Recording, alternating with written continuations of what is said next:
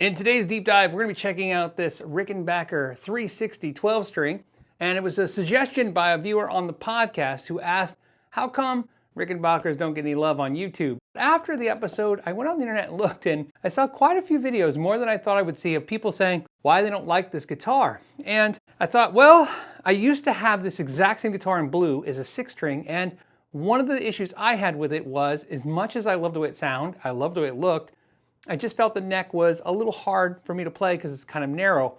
And so I thought, let's do it again. Let's try it again. Let's get this one. And so I bought this one on Reverb, and I got it in the 12-string version because maybe it's time to try a 12-string.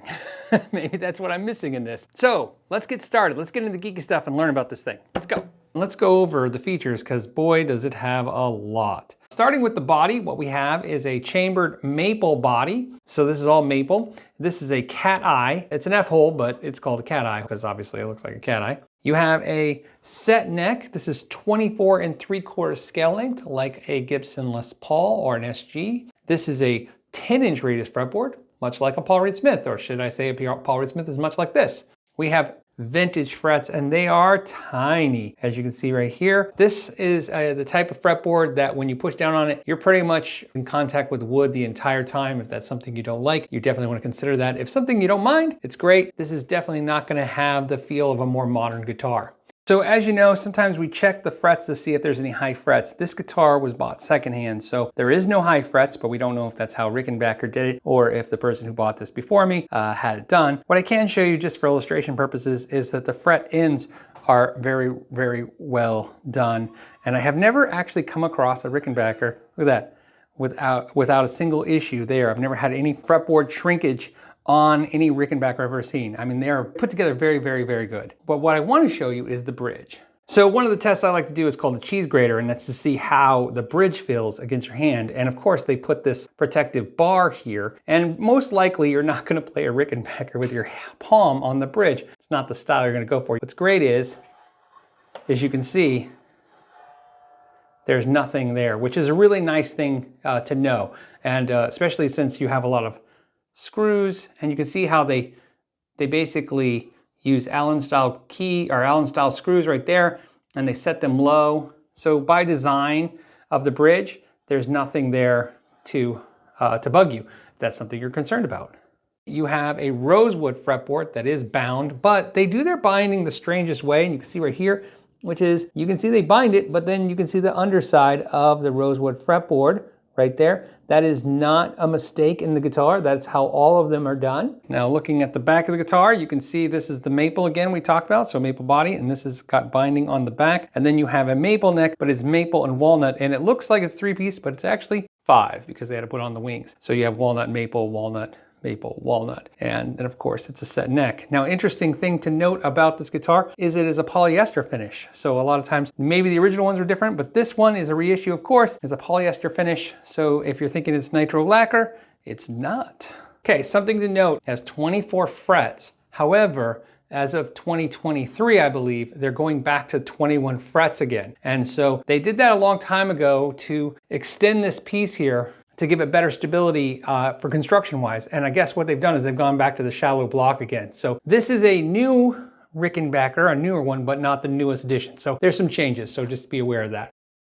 The nut is Bakelite, so it's basically a plastic. You have pearloid shark fin inlays, is what they're called. And then you have single coil high gain pickups. That's what they call them. We'll check them out. These are basically, if you're familiar with their toaster pickups, these are the same pickups, except for they have pole pieces and they have more winds on them. And so that makes them just a little bit more aggressive, sending more signal out to the amp. Of course, you have the Rickenbacker bridge, which is their standard bridge for this. And of course, it's beautiful how they shape it with the R. I think that's just a nice touch, a little elegant there. So this color is called Fire Glow, and it's a beautiful color because to me, it's iconic. And then, of course, you're going to have their control layout, which is proprietary to them. You'll have 2 volumes right here, a volume for the bridge and neck pickup, 2 tones. And of course, you have the dual outputs on the back.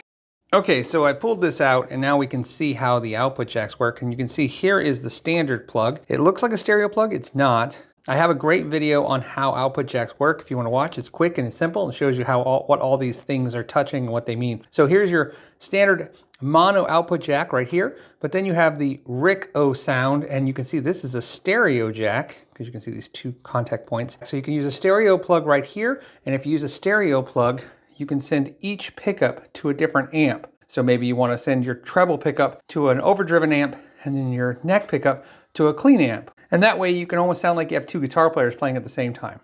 Now looking at the tuning keys, these are Schaller tuning keys, but if you go back far enough, some are going to have a Clusson style key. One thing though you might be concerned about is the thickness of the neck. And so let's go ahead and do that. Let's test that.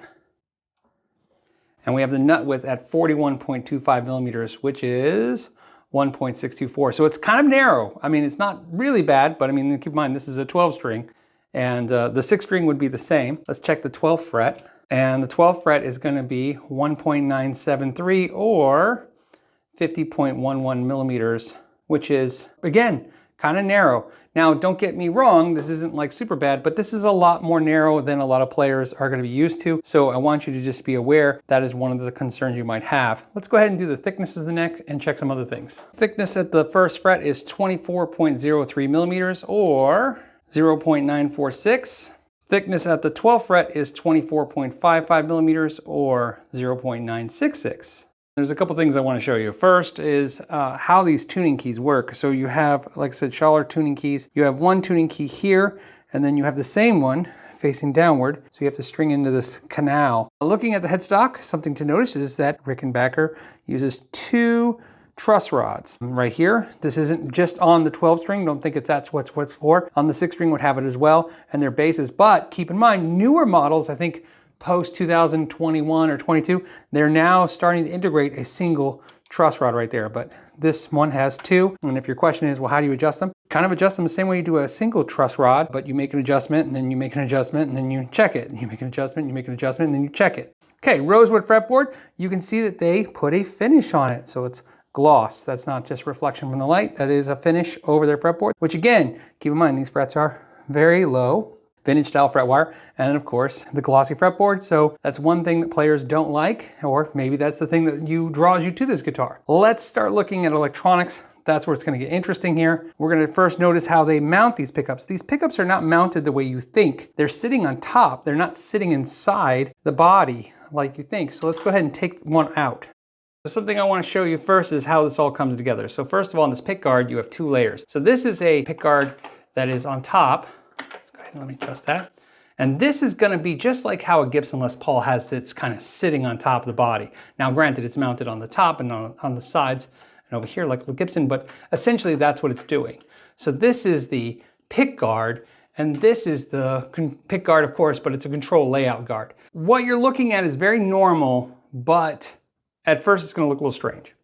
So you're used to seeing a pickup, especially a humbucker, not a single coil like this, with a pickup frame. This frame is a frame, but it's obviously the top of the pickup too, see? So there's your frame. This is the actual pickup. You can see this is the wound coil right here, right? And then of course there's your magnet. You can see it's a very big magnet, as you can see. And then we have our 2 wires. Okay, and of course, when I say 2 wires, there's no 2 wires, right? Because remember, if you have a single coil pickup, there's only 1 wire. The wire starts, wraps around, and when we're done, it comes off the other side. We call one a ground and a hot, but essentially it's the start and the end of the coil. Then of course, you're gonna have this plate right here with the foam. So just like you would normally raise and lower pickup with a screw right here, see, you can see as I compress this, the foam is compressing. And of course, if I loosen it, the pickup is raising. And then you can see it's routed just a little bit inside here, but you can see realistically, even sitting in here, if you look at the distance here, see the pickup doesn't come below this plate, see? So even though it's routed right there, the pickups are actually sitting on top of the guitar, not really in the guitar like we're normally gonna see. And that's why if you're looking here, it's obviously very large, like a P90. So again, you can get a lot of wraps. If I was gonna guess, I mean, I'm just guessing because I don't know what gauge wire is on there. I don't know if they're using a 43 or a 42. They could be even using a 44, but I doubt it. They're using a 43 gauge wire. They could get 9,000 reps on this, maybe. So I don't know, because it's wide, but it's not very tall. Let's go to the bridge. Now the bridge is just sitting here. And something you need to be very aware of is that once you remove the tension of the strings, the bridge is kind of hooked in like so. And then it's just going to fall off, so you want to be careful because you can damage that. So when you take off the strings, be careful. And then of course, be careful that if you move this guitar in any way, this is all going to fall. And this is the bridge assembly. And of course, now you're looking at it from this side, you can see it looks pretty standard. It looks like what you would see on a Gibson Tone Pro style bridge, right? But of course it has this plate. And I want you to notice, if you could, see that screw right there above my thumb? If you see that, you can actually remove this shield if you wanted to. I don't know why you'd want to, but you can remove the shield if you don't want it there. Now you're gonna have this pickguard assembly, and this is gonna be the electronics. Okay, so what do we have here? We have some potentiometers, three-way switch, and these are your capacitors for the tone controls. Different, very different. Not something we see here on the channel every day, normally. I believe the two top ones are the tone controls. That would explain why these are here. Interesting. Very interesting. Okay, and then of course this control, this is the interesting control, this control. And looking at it, I'm trying to kind of see how it's working. Okay, so this is your ground right here. This, I have never seen this other than in a Rickenbacker. So if somebody else has seen this type of control, let me know. So I think what it's going to do is, I think, because if you look at it, it's coming over here. So I'm going to say that this is the bass volume, which means that's the neck volume. So what this is doing is this is the volume control, and then this is like intensifying it. In other words, like more, if that makes any sense, right? Like it doesn't have a resistor on it. Okay, so it took me some time messing with it to figure out what it was, because there's not a lot of information out there and a lot of people just refer to it as a blend control. But what I figured out it's doing is it's doing a couple things, but one of them is basically like a tone blender, like a generic kind of EQ based treble tones. I want you to think of it like the Fender TBX tone control. Some tech heads are going to get upset that I said that because it doesn't work the same way, but it does kind of achieve the same thing, which is kind of intensifies the low frequencies or the high frequencies as you turn it, although the Rickenbacker does not have a central detent position like the TBX, and of course, like I said, the TBX works a totally different way, just kind of achieving the same things to your ears. So good news, everyone. I think looking at this, I think I'm figuring out what they're up to. It's very interesting. So first, let's take a look at this. So we have the bridge right here, and it's reading at 10.7K. That's its DCR. So in other words, that's going to tell us how much wire's on there. So that's a good amount of wire. Like I said, we were expecting it to be like a P90, really overwound, like a single coil. Now, if we go to the neck pickup, okay, we're like, wait a minute, what? Right? What the heck? 59.6? Like, that doesn't even make sense. Let me turn this off. So there we go. 59.6.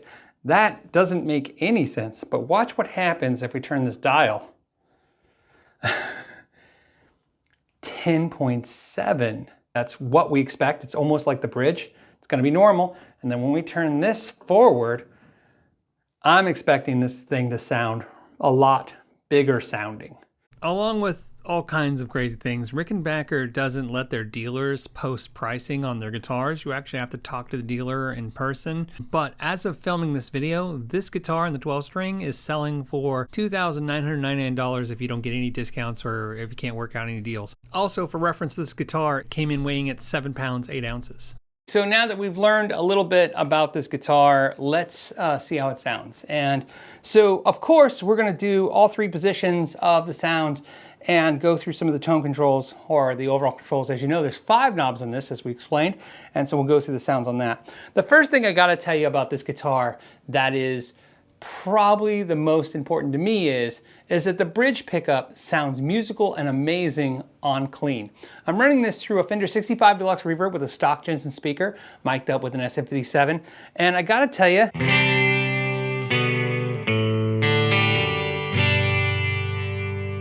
I mean, it just doesn't get more iconic sounding than that.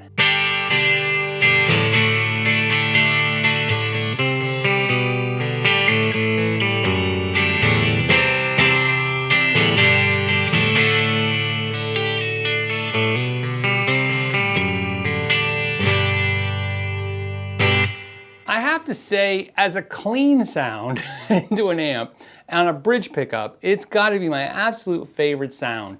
It's punchy, it's cutting through, but it's soft. There's no compression running on this. It sounds almost like there's a compressor, but there's nothing in the signal chain. Just beautiful in every way. Now I'm gonna go right to the neck pickup, and there's a reason why, and I'll explain in a second. So in the neck pickup, it almost sounds like the tone control is backed off. In fact, I'm gonna go through and, yep, just wanna make sure. And I like it, but it's definitely more softer and in the background. And I wanna explain this. I think what a lot of musicians have done recording this guitar over the years is they probably use the neck pickup for atmosphere. In other words, to put backing tracks, so you just get the kind of like.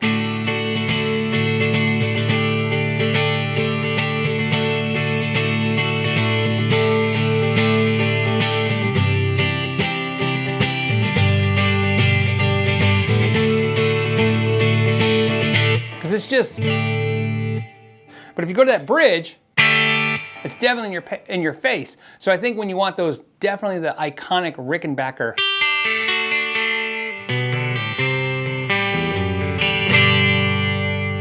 That's where you get that sound. But the neck isn't out of the fight yet. So we have the neck, and of course we've explained there's this blend control that blends in, basically makes it sound bigger, right?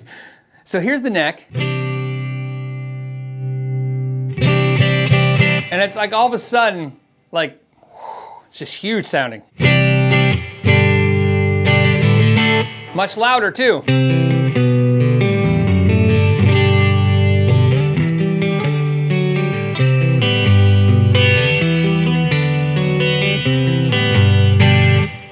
I love that sound.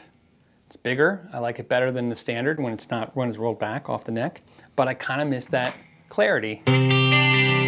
So then, of course, you have the middle position, where not only do you get both pickups, but you get to still use that blend control. So watch this. I'm gonna take that blend control, or that, whatever that control is for the neck pickup, and then let's go to, these are the two pickups combined.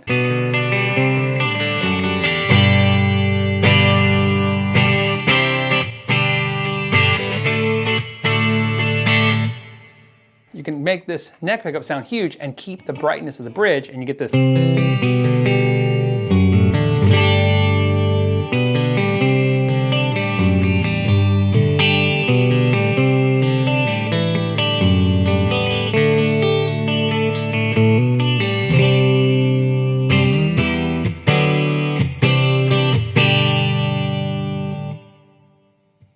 And that's a lot of tone variations. And we haven't used tone controls, but to be honest with you, let's go to the bridge. Tone controls are pretty basic. I'm sure people use them. I'm a big tone control fan.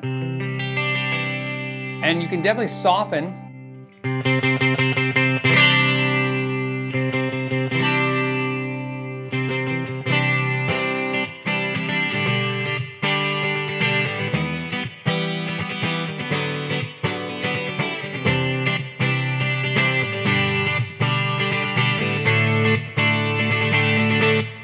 Tone control for the neck.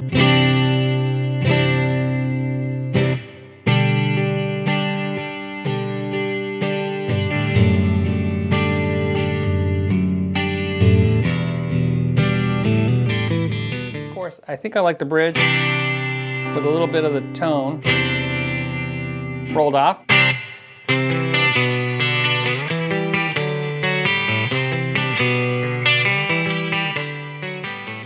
It's a beautiful sounding guitar, that's for sure. So let's go to the final thoughts.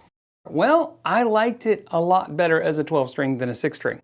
And the main reason is because when I was playing it as a 12 string, the part of the problem for me was my hands are so much bigger than they need to be for a guitar that's narrow. I always felt like all the chords I played were cramped, and I just feel like they were right on top of each other.